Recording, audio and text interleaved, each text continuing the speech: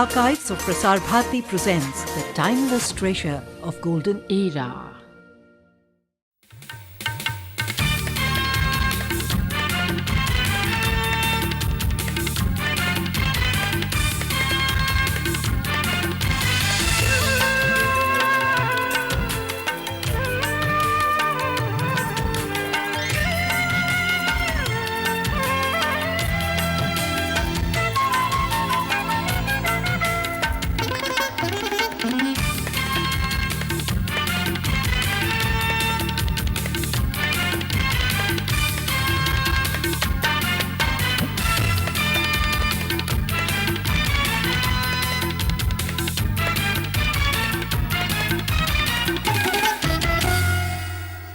Hello and welcome to another edition of Living on the Edge. In this week's program, titanium pollution in Kerala, an investigation, how our dependence on modern drugs is fueling unscrupulous market practices, and why this precious resource, taken for granted by many, needs to be conserved.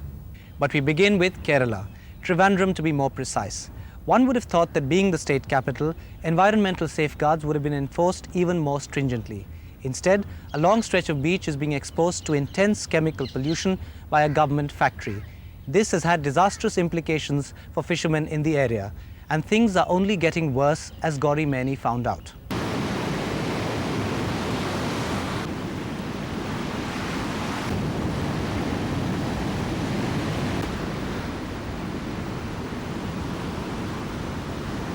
Braving rough weather and fierce seas and struggling often to bring back only a small catch, fishermen in Kerala work against formidable odds. Of late, the intrusion of mechanical trawlers and increased pollution in the inshore area is making survival difficult. But when the livelihood of smaller fishermen is affected by a government-owned factory, the only profit-making public company in Trivandrum, the irony escapes no one. Travancore Titanium Products Limited makes titanium dioxide a raw material for paint, and it's been doing it for 50 years. That's all very well, but the process involves the pumping of 12,000 cubic meters, equal to over 10 swimming pools of untreated acidic effluents into the inshore sea every day. Not only is this area important for smaller fishermen in Kochiveli, where the factory is situated, it's also vital as a life support system, abounding as it does in fish and marine life. But the factory put an end to all that. The marine life in the locality, the sea near the factory is affected seriously. As chemicals like sulfuric acid is going into the sea, almost the entire waters is rendered inert, and the fish dies, the marine life dies, and it is a total deserted place in a way. As a result, fishermen here are forced to venture into the deep sea, making them vulnerable in their small boats. What makes their plight even worse is the impact of effluent on boats which weaken and on houses that corrode. The chemicals are literally eating into the lives of the fisherfolk.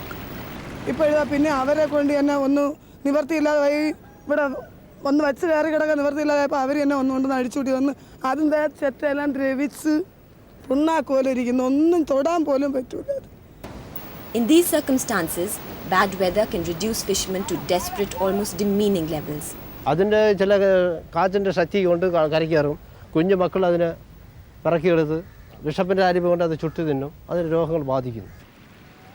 that's not all.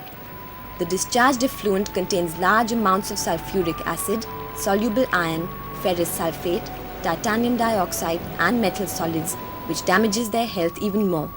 And to top this, the factory also spews out noxious sulfur dioxide fumes, which adds respiratory problems to their dismal health record. This affects the people living all around, causing so many diseases like bronchitis, skin problems, breathing problems. It affects the mucous membrane of the nose, eyes.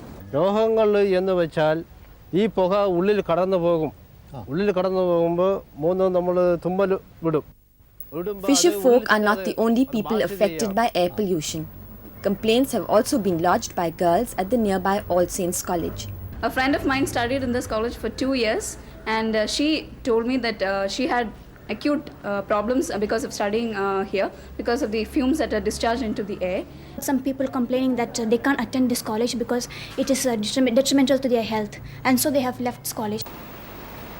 And yet the company continues to vomit untreated waste into the sea. When Living on the Edge approached them to find out why they were not taking corrective measures, they initially refused to give us an interview. We need to speak to you because you are the people who are responsible for the pollution. It's precisely, you can say we refuse to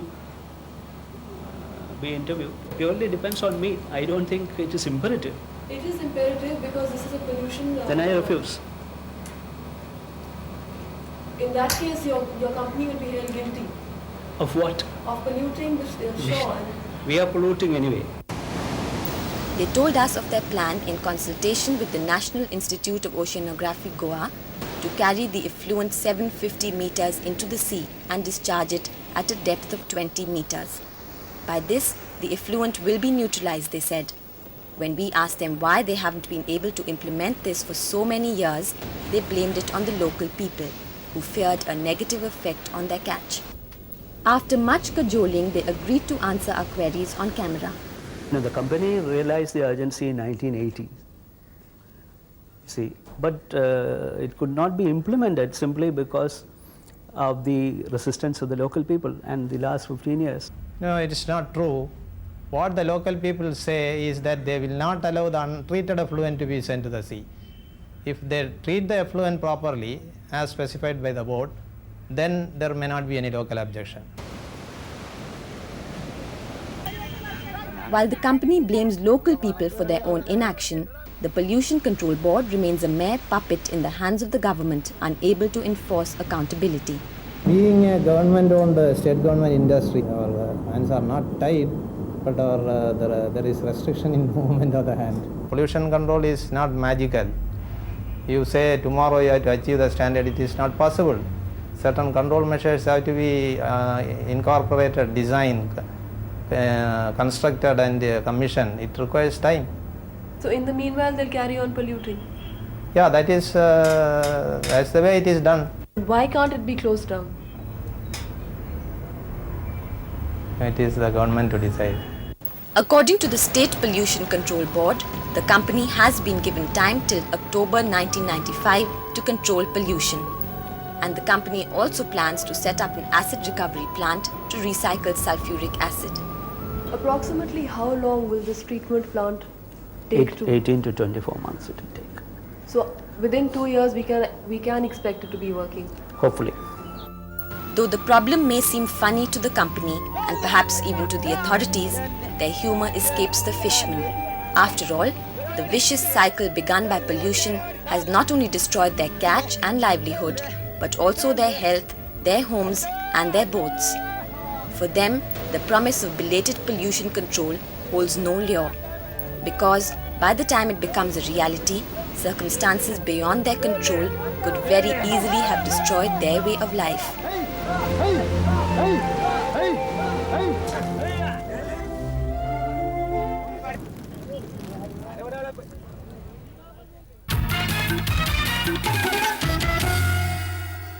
That was Gauri Maini reporting on the dangers of titanium pollution.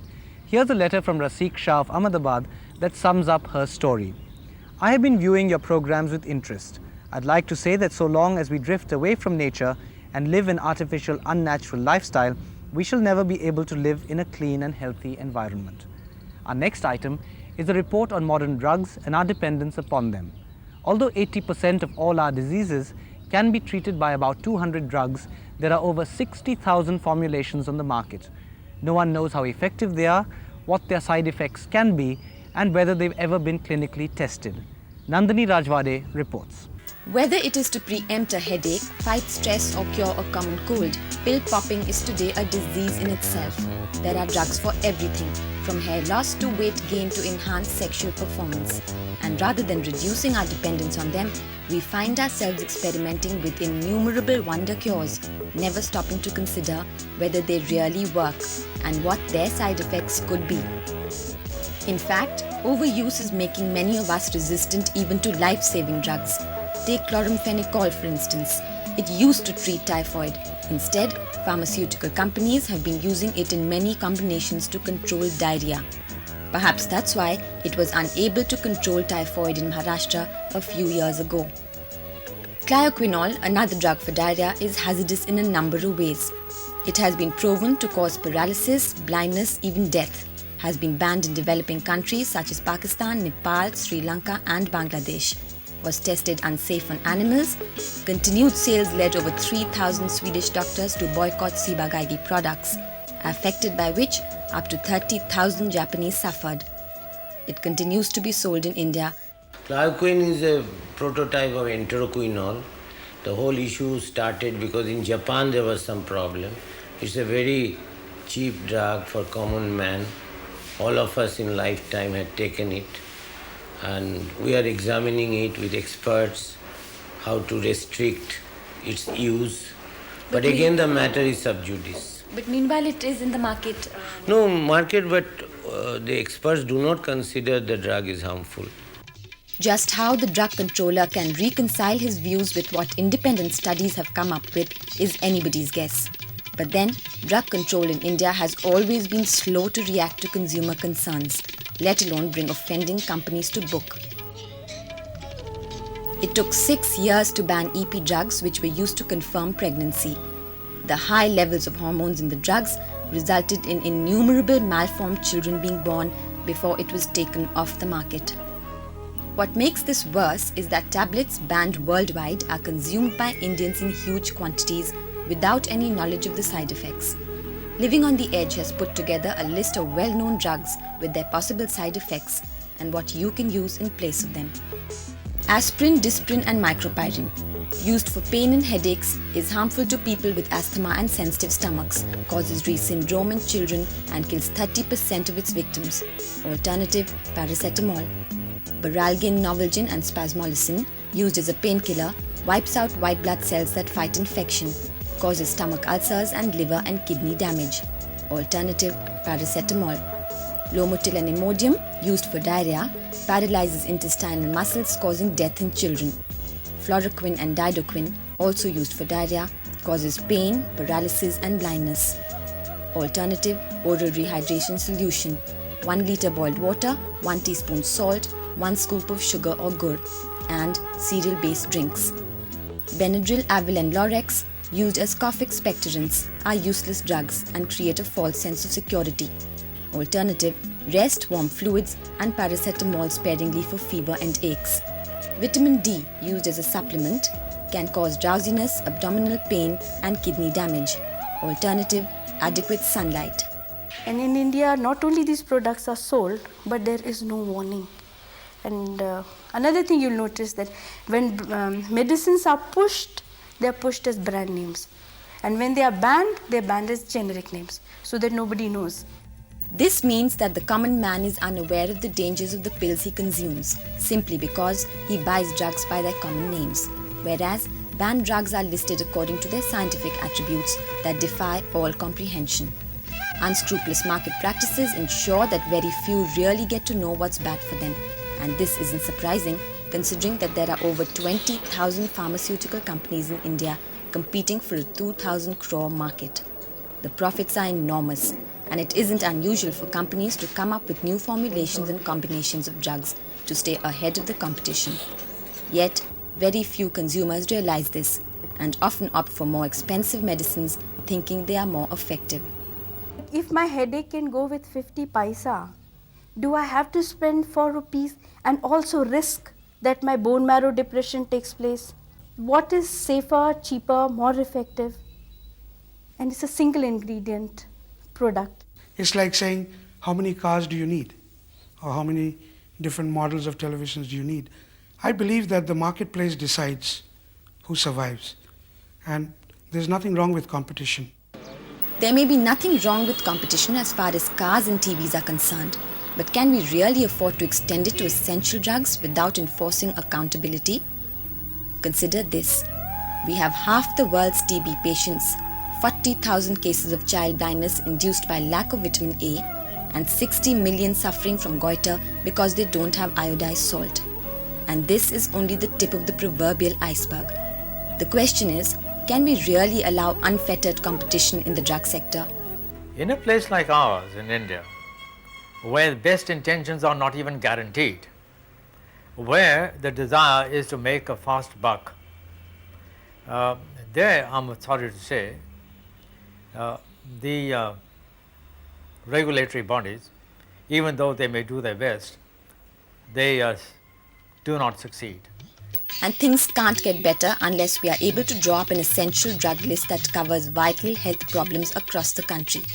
The Haiti Commission, appointed in 1975, came up with a list of 116 drugs considered crucial at the time. 20 years later, the government hasn't published such a list. Critics allege that this is at the behest of vested interests. When consumers and people stand to benefit, and even the country stands to benefit from an essential drug list, who does not want to have an essential drug list? And which is that lobby, that powerful lobby of vested interest, who would like to sell non-essential irrational drugs? Once a drug is labelled non-essential, its price can't be controlled and profits associated with its sale rise. On the other hand, essential drugs are priced lower to make them affordable. Naturally, manufacturers prefer to concentrate on what isn't essential. And that's how hundreds of new medicines appear on chemists' shelves at regular intervals. Mandatory tests have to be performed to determine toxicity, efficacy, safety, and side effects. Most tests are conducted on animals by research laboratories. Just how reliable they are is impossible to say. Each species will have a different assimilation period, time, breakdown period, elimination period, absorption period. No species will have the same, even among human beings is different. So how can you equate? Where it takes 2 hours for a drug to break down in a rat, it takes 72 hours to break down in a human being. How can you ever equate? The question doesn't arise. This is borne out by tests conducted with everyday medicines. Penicillin is a useful antibiotic. When tested on guinea pigs, they died. Morphine calms people and rats, but has the opposite effect in cats and mice. Aspirin causes birth defects in rats, mice, monkeys, guinea pigs, cats, and dogs, but not in humans. Even though human trials are carried out, there's little difference between human and animal testing. This is because they are on people euphemistically called volunteers, who are invariably poor and uneducated, with no idea about how their bodies are being used. The long-term injectable female contraceptive Norplant 2 is a case in point. It was rejected in the West after millions of dollars had been spent in research. This, however, did not stop trials on large numbers of poorer women in India, most of whom did not know what they were in for. Side effects included continuous bleeding and acute headaches amongst others, and yet the government plans to introduce it as an effective birth control measure.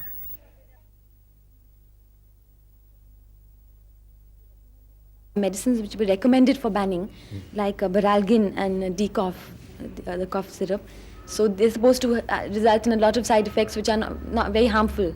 So, because I could tell, but the matter is sub judice, therefore I would not like to comment. What isn't subjudicious, however, is the fact that new drugs created through intense research are promoted and prescribed to millions without being adequately tested. Even when they do get banned in developed countries, they appear in the third world, where controls are lax and accountability non-existent, and they continue to earn profits, until it can be proved beyond doubt to have had hazardous side effects. Just how many people are affected by them is impossible to say.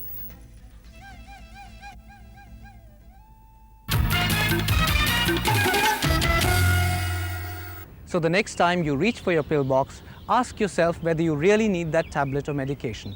Better still, find out what home remedies can best combat everyday health problems and use them. Remember that there are scores of medicines we happily use that have been banned worldwide for their harmful side effects. Time now for one more viewer letter. This one is from Sujata Iyer of Nagpur. Your program has helped our project, which we have started as our summer project.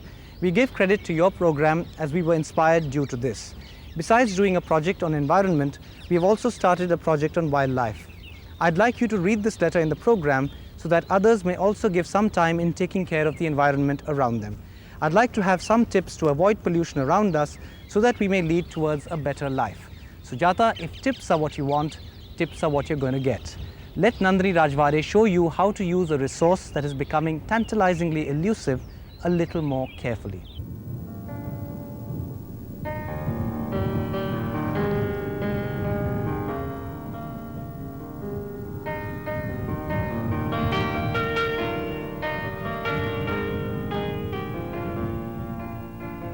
Scarcity might seem an odd word for something that covers almost 3/4 of the surface of our globe.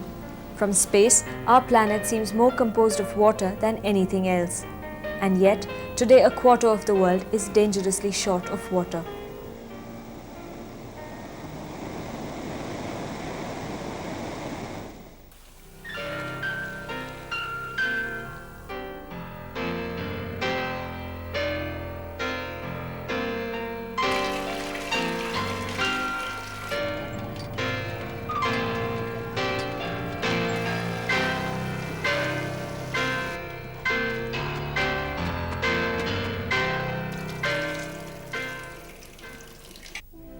For many of us, satisfying personal needs limits the extent of our vision. Should we extend our perspective a little more and understand why we should consider every drop we use? Contrary to common belief, the amount of water on Earth is fixed and finite. Hydrologists estimate it at 1400 cubic kilometers, 97.4% of which is salt water, and another 2% is locked away in ice caps and glaciers. That leaves us with 0.6% of fresh water, or 8.4 million cubic kilometers, of which 8 million cubic kilometers is underground. To put it simply, if the Earth's water were to fit in a 4-liter jug, the available fresh water would be just over 1 tablespoon. Water for consumption in India comes from lakes, rivers and underground wells. Though a continuous water supply is a luxury in most parts of the country, most of us use it far less carefully than we should, particularly in urban areas which tend to be pampered by planners. Out of nearly 3,121 towns in our country, 2,192 have organized water supply. Out of 57 lakh villages, only 1 lakh have water supply. So if you are one of the fortunate ones to get water daily, help conserve it.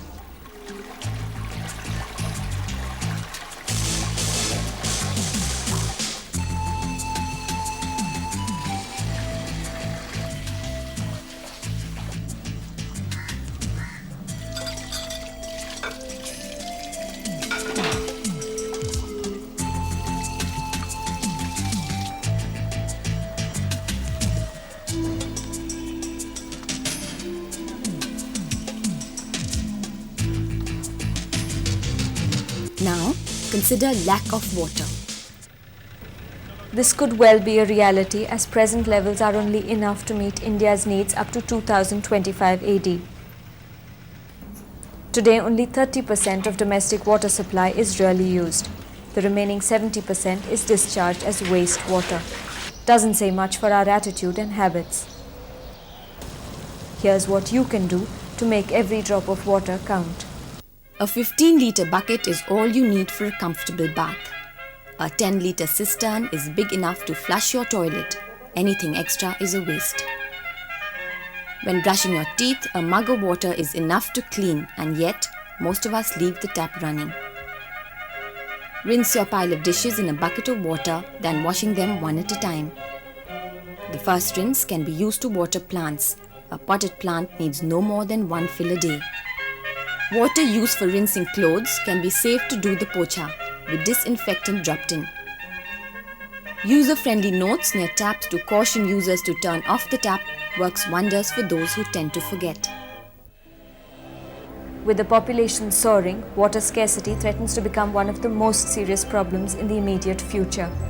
Whenever you get complacent, thinking things can only get better, remember supplies are limited. In fact, for all practical purposes, water is already being rationed.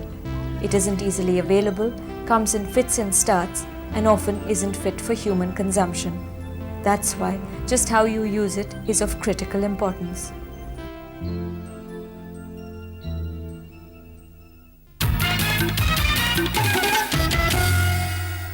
One of our viewers, Prabhat Roy of Sagardigi, West Bengal, has probably got it right when he says, if you analyze the causes of any damage to the environment, you will surely realize that it is the innumerable number of human beings that are to blame. That's more profound than it sounds, because many of our conservation efforts are negated by the pressure of numbers. But that doesn't mean that we can afford to wait until we get our population under control. Over the next 3 decades, tobacco will claim 10 million lives a year, with 70% occurring in developing countries.